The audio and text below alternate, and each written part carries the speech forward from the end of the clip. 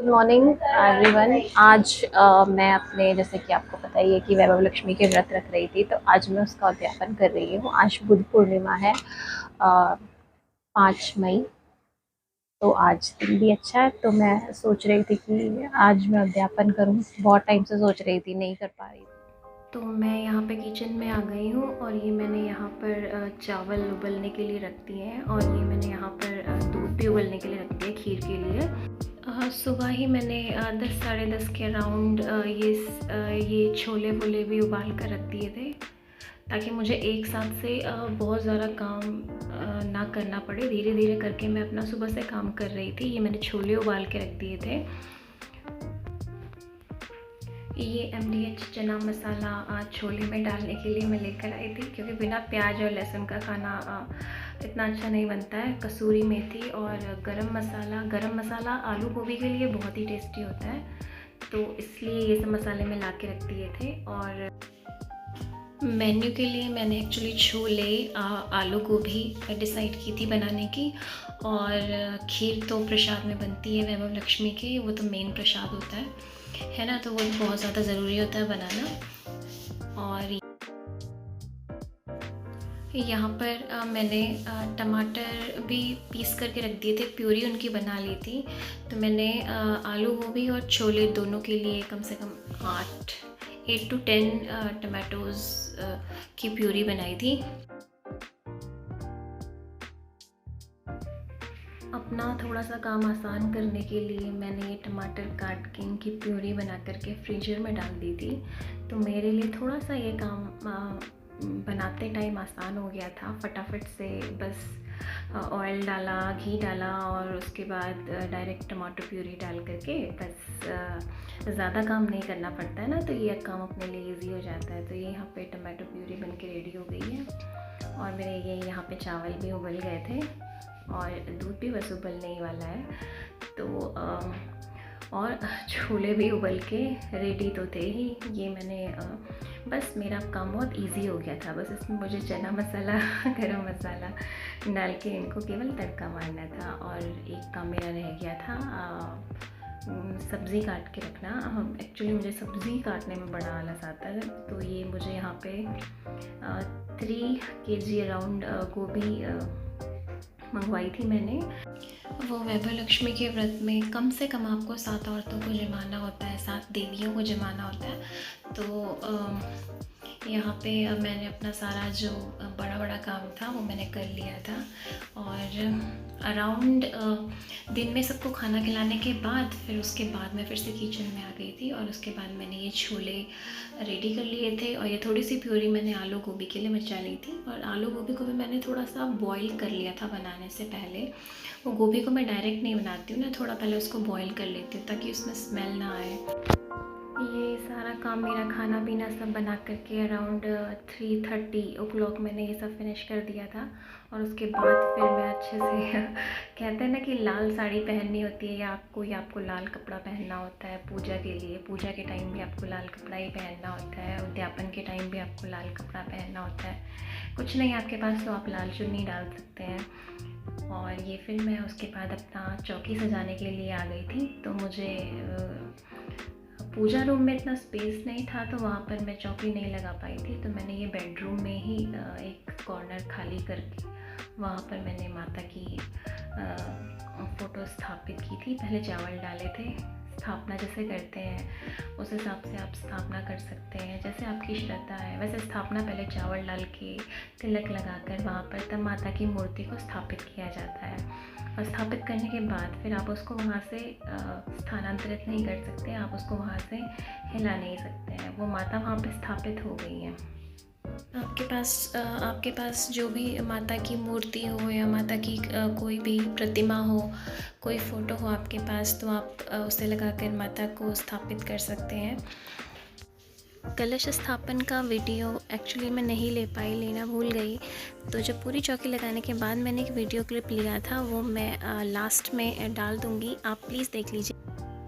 यहाँ पर आप अपनी श्रद्धा के हिसाब से माता रानी को वस्त्र भी चढ़ा सकते हैं, अगर आपकी श्रद्धा है तो। नहीं है तो भी चलेगा, लेकिन मैं यहाँ पे माता रानी के लिए एक चुन्नी लेकर के आई थी, जो मैंने माता रानी को अर्पित की थी। माता रानी को लाल रंग बहुत पसंद होता है। लाल रंग के फूल, लाल रंग के कपड़े, लाल रंग, कुछ भी लाल रंग की चीज़ें माता रानी को बहुत पसंद होती है। तो यहाँ पे लाल रंग की चुन्नी मैंने माता को अर्पित की है। और उनके लिए कहते हैं उन्हें इत्र भी बहुत पसंद होता है, तो इत्र भी यहाँ पे मैंने उनको चढ़ाया। और श्रृंगार भी मैंने माता रानी को अर्पित किया यहाँ पे। जैसे आपकी श्रद्धा है, जिन जिन चीज़ों में आप सक्षम हैं, आप उस हिसाब से माता रानी को चीज़ें अर्पित कर सकते हैं। अगर आप चाहें तो आप केवल खीर का प्रसाद ही सुहागन महिलाओं को दे सकते हैं और साथ में वैभव लक्ष्मी माता की एक पुस्तक उनको भेंट कर दीजिए। माता रानी इसी में बहुत खुश हो जाती हैं। माता रानी कभी ये नहीं कहती है कि मेरे लिए ये करो वो करो।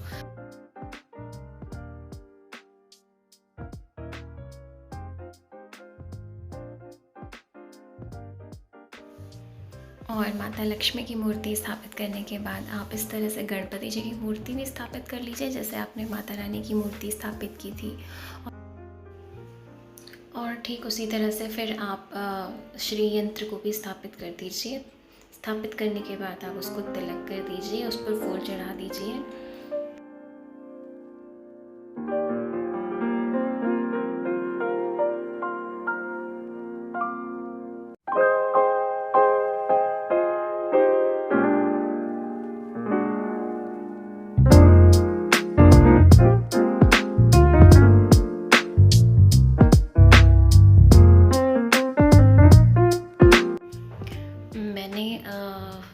जो मार्केट से मैं फूल लेकर के आई थी उसमें कुछ गेंदे के फूल और लाल गुलाब के फूल और एक फूलों की माला थी। लाल फूल माता रानी को बहुत पसंद होते हैं। वैसे माता रानी का पसंदीदा फूल कमल है, तो आपको अगर कहीं पे कमल अवेलेबल होता है तो आप कमल का फूल माता रानी को चढ़ा सकते हैं। और लकीली मुझे कमल का फूल मिल गया था, तो मैं माता रानी के लिए कमल का ही फूल लेकर के आई थी। और ये फिर थोड़ा सा डेकोरेशन मैंने चेंज कर दिया है, क्योंकि वो ऊपर से बार बार फूलों की माला नीचे गिर रही थी, तो मुझे लगा कि मुझे उसे वहाँ से हटाई देना चाहिए। तो मैंने फिर उसको दूसरे तरीके से फिर डेकोरेट किया है। यहाँ पे बहुत सारी औरतें चिंतित होती हैं कि अगर 7 सुहागनें नहीं मिल पाए, क्योंकि किताब में लिखा हुआ है कि कम से कम 7 सुहागनों को जिमाना है। लेकिन अगर 7 सुहागनें नहीं मिल पाई तो हम क्या करें?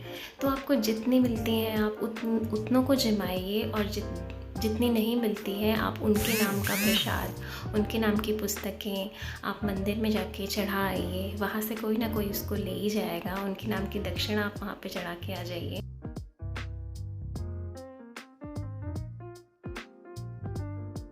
तो ये पूजा के बाद का क्लिप है। मैं डेकोरेशन करते टाइम मैं क्लिप लेना एक्चुअली भूल गई। भेंट में 7 औरतों को मैंने वैभव लक्ष्मी की पुस्तक के साथ 5 सुहागन वाली चीज़ें भी दी थी, जैसे बिंदी और चूड़ी वगैरह आप अपनी तरफ से ऐड कर सकते हैं, क्योंकि ये देना सौभाग्य की निशानी होती है। तो आप ये सब चीज़ें उनको भेंट कर। हाँ, वैभव लक्ष्मी की पुस्तक आपको सबको देनी है, ज़रूर देनी है। बाकी आपकी मन की श्रद्धा है, आप चाहें तो दक्षिणा भी दे सकते हैं। आप उसमें 1 या 5 चीज़ें आप कुछ सुहाग की उसमें ऐड करके आप उनको भेंट कर सकते हैं। माता रानी का उद्यापन करने के लिए केवल श्रद्धा चाहिए होती है, तो जो आपके पास अवेलेबल है आप उसी से माता रानी की उद्यापन कर सकते हैं। माता कभी ये नहीं कहती कि मुझे ये चढ़ाओ या वो चढ़ाओ या ये करो या वो करो।